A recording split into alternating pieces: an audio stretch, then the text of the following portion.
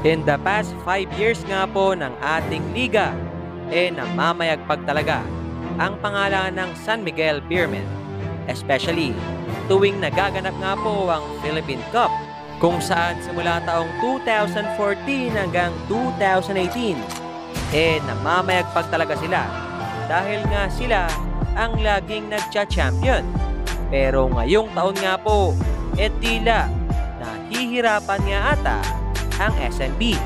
Kaya naman sa ating video mga kabiboy ay atin nga pong pag-uusapan yan. Pero kung bago ka pa lang sa aking channel ay huwag mong kalimutang mag-subscribe.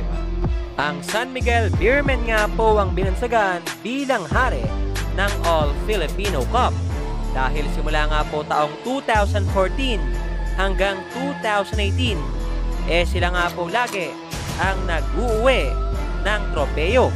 Kaya naman ngayong 2019 Philippine Cup nga po talagang napakataas ng expectation natin sa kanila.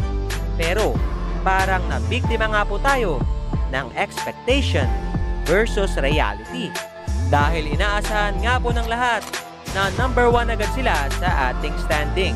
Pero hindi nga po ganoon ang nangyari pagkatapos ng elimination round. Dahil nga po nagtapos sila sa ika-5 pwesto, kaya naman kailangan pa nga po nilang dumaan sa isang best of 3 na serye kontra sa TNT para nga po malaman kung makakausad pa ba sila sa ating semifinals.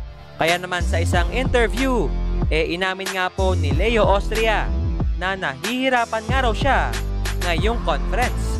Pero masaya pa rin naman daw siya dahil nga po nakikita niya na gusto talagang tulungan ng mga players niya ang team ng SMB. Especially na sobrang importante nga po ng conference na ito for San Miguel. Kaya naman yon, hanggang dito na lang at maraming salamat sa inyong pagsubaybayan once again. This is me, Bob GameStyle TV, saying bye-bye.